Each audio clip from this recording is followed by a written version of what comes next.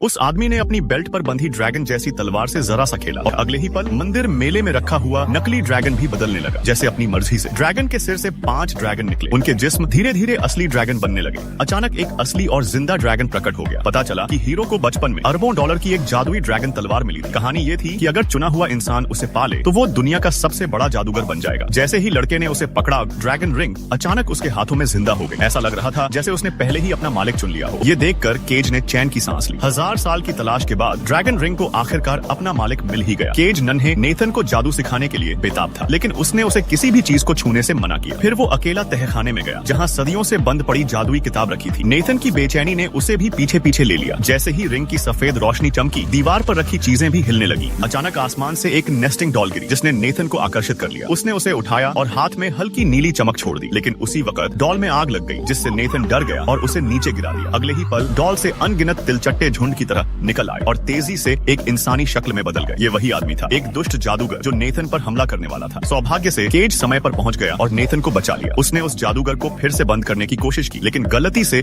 उसके सैप्टर से केज नीचे गिर पड़ा। तुरंत ही दोनों में जबरदस्त जादुई लड़ाई शुरू हो गई। केज ने हॉर्वैथ पर 3 पॉइंट रिटर्न से हमला किया, लेकिन दाढ़ी वाला हॉर्वैथ पीछे हटने को तैयार नहीं था और उसने केज पर आग से हमला कर दिया। कुछ राउंड बाद केज आग की लपटों में घिर गया। हॉर्वैथ ने फिर मुड़कर नेस्टिंग डॉल पकड़े नेथन पर वार करना चाहा। महत्वपूर्ण पल पर केज ने आगे बढ़कर हॉर्वैथ से भिड़ाई की और नेथन से भागने को कहा। तभी लूसी ने एक जादू किया जिससे केज और हॉर्वैथ दोनों कैद हो गए। 10 साल बाद एक बूढ़ा जोड़ा अपने नए खरीदे मिट्टी के बर्तनों पर शिकायत कर रहा था। सौभाग्य से आखिरी पल में केज उस खतरे से निकल आया। अब सबसे जरूरी था छोटे नेथन को ढूंढना। अचानक हॉर्वैथ, जो अब भी तेजी से भाग रहा था, नेथन तक पहले ही पहुंच गया और उससे नेस्टिंग डॉल मांगी। लेकिन उस दिन भागने के बाद नेथन ने उस मनहूस चीज को सड़क पर छोड़ दिया। निराश न होकर हॉर्वैथ ने एक जादू किया और तस्वीर में दिख रहे 3 भूखे भेड़ियों को जिंदा कर दिया। उसने नेथन का पीछा मेट्रो स्टेशन तक किया। जब नेथन को लगा कि अब उसकी मौत पक्की है, तभी तीनों भेड़िए पिल्लों में बदल गए और उस पर टूट पड़े। इससे पहले कि हॉर्वैथ कुछ समझ पाता, वो जमीन पर गिर पड़ा। दरअसल ये केज था जिसने एक विशाल स्टील का रोबोट बच्चा बुलाकर नेथन को बचा लिया। तभी नेथन को पूरी सच्चाई पता चली। 1000 साल पहले केज और हॉर्वैथ असल में भाई थे और दोनों ही महान जादूगर मर्लिन के शागिर्द थे। उनकी एक छोटी बहन भी थी जो केज की महबूबा थी। उस दौर में एक दुष्ट डायन दुनिया पर कब्जा करना चाहती थी और इंसानियत का सफाया कर रही थी। सबको बचाने के लिए मर्लिन ने उससे अंतिम जादुई द्वंद्व किया। जब वो उसे हराने ही वाला था, हॉर्वैथ ने धोखा देकर अपने गुरु पर हमला कर दिया और उन्हें गंभीर रूप से घायल कर दिया। उसने डायन को एक खतरनाक पुनर्जीवित करने वाला मंत्र दिला दिया, ये सोचकर